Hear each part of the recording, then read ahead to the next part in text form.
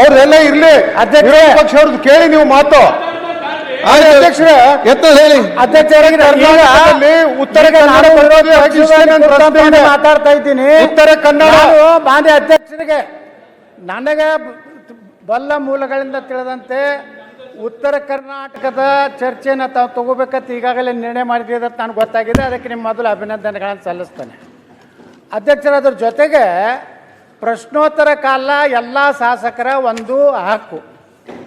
ಇವತ್ತು ನಾನು ಕೃಷ್ಣಾ ಮೇಲ್ದಂಡೆ ಯೋಜನೆ ಸ್ಟಾರ್ ಕ್ವಶನ್ ಇದೆ. ನಾನು ಅಂಥ ಪ್ರಮುಖವಾದಂಥ ಕರ್ನಾಟಕದ 70% ನೀರಾವರಿ ಆಗುವಂಥ ಒಂದು ಅತ್ಯಂತ ಪ್ರಮುಖ ಪ್ರಶ್ನೆ ನಂದು ಇರೋದ್ರಿಂದ ಈಗಾಗಲೇ ತಾವು ಗಮನಕ್ಕೆ ತೊಗೊಂಡು ಬಂದಿರಿ. ಕಂದಾಯ ಸಚಿವರು ಹೇಳಿದ್ದಾರೆ ಪ್ರಶ್ನೋತ್ತರ ಆದಮೇಲೆ ಉತ್ತರ ಕರ್ನಾಟಕ ಚರ್ಚೆಗೆ ತಾವು ಅವಕಾಶ ಮಾಡಿ ಕೊಟ್ಟಿದ್ದೀರಿ.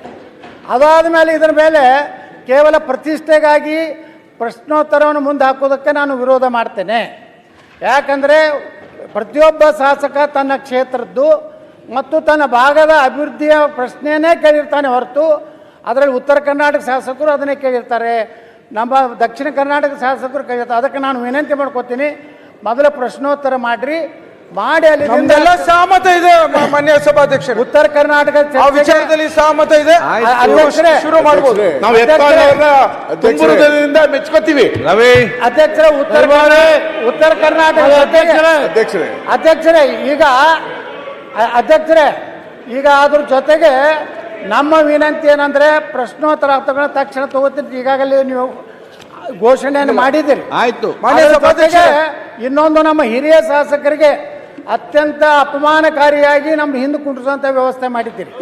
ಹೋದ ಸದನದಲ್ಲಿ ಸಹ ತಮಗೆ ವಿನಂತಿ ಮಾಡ್ಕೊತೀವಿ, ನಾವು 6 ಸಲ 5 ಸಲ ಆಯ್ಕೆ ಆದಂತವ್ರಿಗೆ ಮುಂದೆ ಕೊಡುವಂತ ವ್ಯವಸ್ಥೆನ ಮಾಡಬೇಕಾಗಿತ್ತು. ಗಮನಕ್ಕೆ ತಗೊಂಡು ಬಂದಿದ್ದೀವಿ. ಈ ಸಲನೂ ಸಹ ನಮ್ಮ ಕೊನೆಗೆ ನನಗೆ ಎಷ್ಟನೇ ನಂಬರ್ ಯತ್ನಾಳ್ ಸಾಹೇಬ್ರನ್ನ ಮಾತಾಡ್ತಿದ್ದಾರೆ. ರಂಗನಾಥ್ ಬಿಜೆಪಿ ಏನ್ ಸಿಗ್ತಾ ನಿಮ್ಗೆ? ಯತ್ನಾಳ್ ಸಾಹೇಬ್ರನ್ನ ಅನಾಥರು ಮಾಡ್ಬಿಡವ್ರೆ. ಅದಕ್ಕೋಸ್ಕರ ನಾವೆಲ್ಲ ನಿಮ್ ಜೊತೆ ಇದ್ದೀವಿ. ಪ್ರಶ್ನೆ ಶುರು ಆಗ್ಲಿ. ನಮಗೆ ಇನ್ನೊಮ್ಮೆ ನಮ್ಮ ಸೀಟುಗಳ ಬಗ್ಗೆ ಪುನರ್ ಪರಿಶೀಲನೆ ಮಾಡಿ ನಾಳೆ ಒಳಗಾಗಿ ತಾವು ವಿಧಾನಸಭಾ ಅಧ್ಯಕ್ಷರಾಗಿ ಒಂದು ಒಳ್ಳೆಯ ನಿರ್ಣಯ ತಗೋಬೇಕಂತೇಳಿ ನಾವು ಅತ್ಯಂತ ಕಳಕಳಿಯಿಂದ ತಮ್ಮಲ್ಲಿ ಪ್ರಾರ್ಥನೆ ಮಾಡ್ಕೊಂಡು. ಒಂದು ನಿಮಿಷ ಎಲ್ಲರೂ ಒಂದ್ ಸೆಕೆಂಡ್ ಬೈ ರಾಯರೆಡ್ಡಿ ಒಂದ್ ಸೆಕೆಂಡ್ ಅದು ಕ್ಲಿಯರ್ ಮಾಡ್ತೇನೆ ನಾನು. ಯತ್ನಾಳ್ ಅವರೇ ಆಯ್ತು, ಇದಲ್ಲ ಬೇರೆ ಪ್ರಶ್ನೆ. ಯತ್ನಾಳ್ ಅವರೇ ನೋಡಿ, ಮೊನ್ನೆ ತಾವು ನಾವು ಸೀನಿಯರ್ ಇದ್ದೇವೆ, ನಮಗೆ ಲಾಸ್ಟಲ್ಲಿ ತಾವು ಸೀಟ್ ಕೊಟ್ಟಿದ್ರೆ ತಾವು ಮೊನ್ನೆ ಕೂಡ ಎಲ್ಲಿ ಹೊತ್ತು ಕೂಡ ಹೇಳ್ತಾ ಇದ್ರಿ. ನಮ್ಮನ್ನ ಸ್ಪಷ್ಟ ಬರ್ತೇನೆ, ರಾಜ್ಯದಲ್ಲಿ ಸೀನಿಯರ್ ಜೂನಿಯರ್ ಅಂತ ಇಲ್ಲ. ಅಧಿಕಾರ ಇದ್ದವನೇ ಸೀನಿಯರ್, ಅಧಿಕಾರ ಇಲ್ಲದವನು ಜೂನಿಯರ್. ನಾವು ಹೇಳ್ದು ಕೇಳಿ. ಒಂದು ಸೆಕೆಂಡ್ ನಾನು ಹೇಳ್ದು ಕೇಳಿ ಇಲ್ಲಿ. ಆಯ್ತು, ಒಂದು ಹೇಳ್ದು ಕೇಳಿ. ನಾವು ಇಲ್ಲಿ ಸೀಟು ಕೊಡುವಾಗ ಸೀನಿಯಾರಿಟಿ ನೋಡಿ ಕೊಡುದಲ್ಲ. ಯಾರಿಗೆ ಜಾಸ್ತಿ ಸಂಖ್ಯೆ ನಂಬರ್ ಇದ್ರೆ ಅವ್ರಿಗೆ ಈ ಸೈಡ್ ಕೊಡುವಂಥದ್ದು, ಕಡಿಮೆ ಸಂಖ್ಯೆ ನಂಬರ್ ಇದ್ರೆ ಈ ಕಡೆ ನಾವು ಕೊಡುವಂಥದ್ದು. ಅದಕ್ಕಿಂತ ಕಡಿಮೆ ಇದ್ದರೆ ಆ ಕಡೆ ಬಂದು ಸೇರ್ತಾರೆ. ನೀವು ಇಲ್ಲಿದ್ದಾಗ ನಿಮಗೆ ಫ್ರಂಟ್ ಸೀಟಲ್ಲೇ ಕೊಟ್ಟಿದ್ದೆವು.